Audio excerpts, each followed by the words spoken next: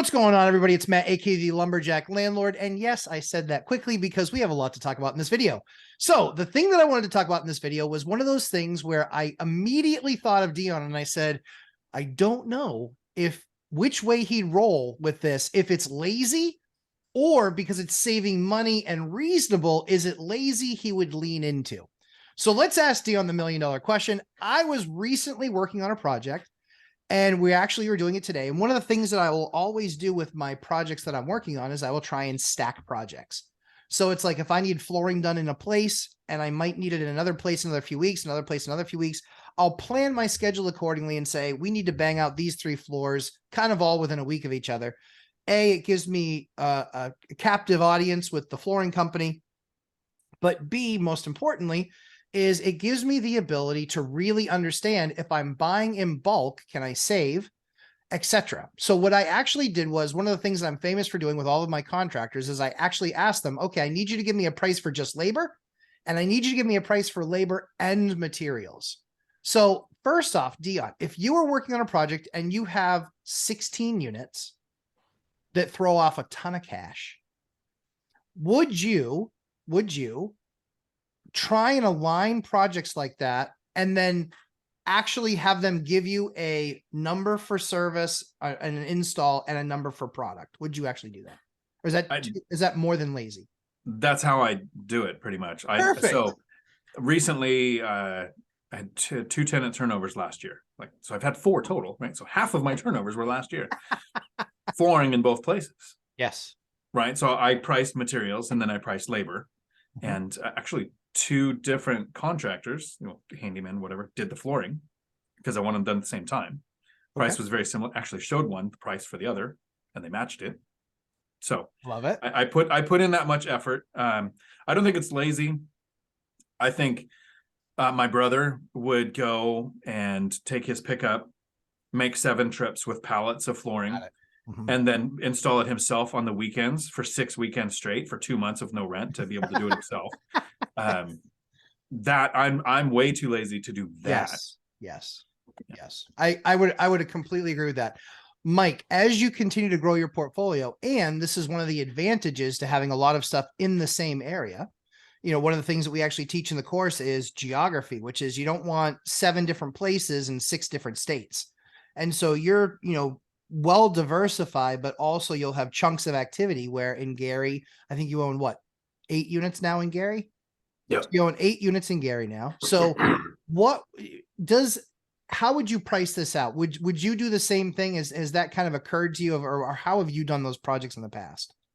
So when I've done remodeling projects, for me, it's a little bit different because I'm using my property manager as sort of the general contractor. And what we do is she gets bids from all these different subcontractors to come out and see what's going to be worked on. I've never had like 3 or 4 different projects rolling at one time. I've had 2 projects rolling at one time. And yeah, if there was overlap and we were getting floors done at the same time or painting done at the same time, that's what we did.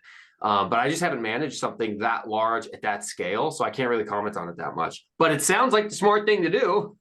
Some would say. But I think the real key contributor here is there's a couple pieces to it. The first piece is get a labor number, number 1. Number 2 is get a labor and materials number. You need to get a materials number because you need to understand what that material is. And you want to make sure that they're not buying cheap junk. You don't want to redo that floor again. You don't want to redo that paint again. And the fact of the matter is that paint varies greatly. You can get $20 a gallon paint. You can get $70 a gallon paint. And certain painters will only use a higher end brand. So the difference in price for them might just be materials. So that's one of the things that I always encourage people to do. The second piece that comes along with that is you get your material price, you get your labor price. I always ask them, is that the best that you can do on the material? Because I'm not trying to get down the cost on their time. I want them to get paid and paid fairly for their time. But on material, is there a markup? How much of a markup? Why am I paying a markup when I'm literally going to pay you right for it? So one of the things that I actually did in this particular case, it was actually LVP flooring. We actually ordered 4,000 square feet, and that was only 3 places. It was basically a 4 apartment building and then 2 single apartments. We looked at it, we need 4,000 square feet. I asked the vendor and he said, I can do $289 a foot. $289 a foot, I felt like it was expensive. And so I said, send me a spec sheet because I wanted to see the quality of the product.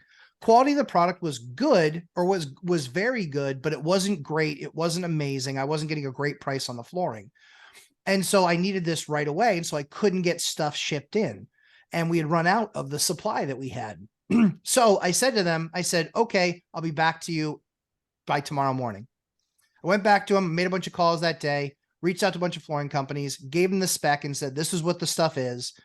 And I had the conversation. I said, I need 4,000 square feet of this, and I need it delivered within 48 hours.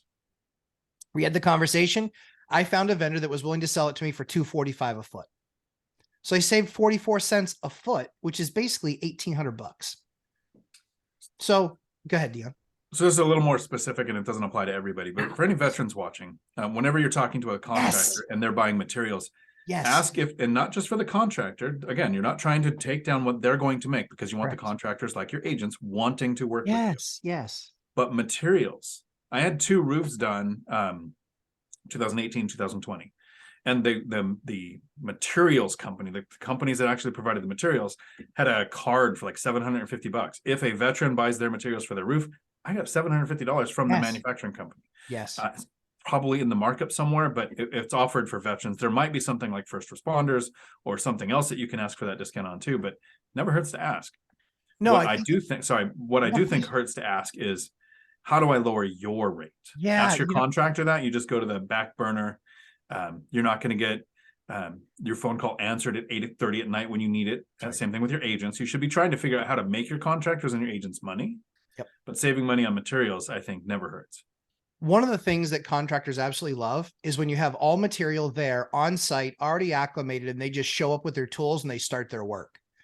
And that's one of the things that I tell them. One of the services I provide as a landlord and as somebody that hires you is I want to have the right material there, all the supplies that you need. You don't have to worry about overbuying. You don't have to worry about overpaying. You don't have to worry about me paying you. You don't have to worry about any of those things, because you're going to show up. It's going to sit there. It's going to be ready for you. And I think that that's something, it's all how you tell that story. If you're talking to the vendor, and if you're talking to the contractor and you're saying, I just don't want you making money on product that you buy, that's not the right thing. They are going to have a markup on it, but they're going to have a markup because they got to measure for it. They got to call for it. They got to pick it up. They got to do all this other stuff. At the end of the day, I can have somebody that I work with. I can have them measure everything off. It takes less than an hour. It costs me $25 or $30 to have them measure everything. And that saves the contractor a ton of time, a ton of effort, a ton of energy. So they can just show up, do what they're great at. And quite frankly, my job is going to be more profitable for them than any other job. Dan, go ahead. You said the word and then kind of glossed over it. And this might be something that is really going to help somebody if you're planning a project like having flooring done. Yeah. You said the product is on site and acclimated. Yes. Most people don't know that flooring, once it's delivered, needs to sit inside the residence for almost a day, a full day, for it to reach the temperature that it's going to be when it's installed, because heat and cold can impact the length of your flooring. And so if a contractor is delivering it, that's 2 trips for them. They need to deliver it. It needs to sit there for a day before it's worked on. Not everybody does that, and not every time of year do you need to do that. But if you're in Siberia or even in Washington, maybe February, March, your product has to sit on the site at room temperature for a period of time before it's worked on. Yes, absolutely. The one challenge that you will have is you usually don't want to do this on like boilers.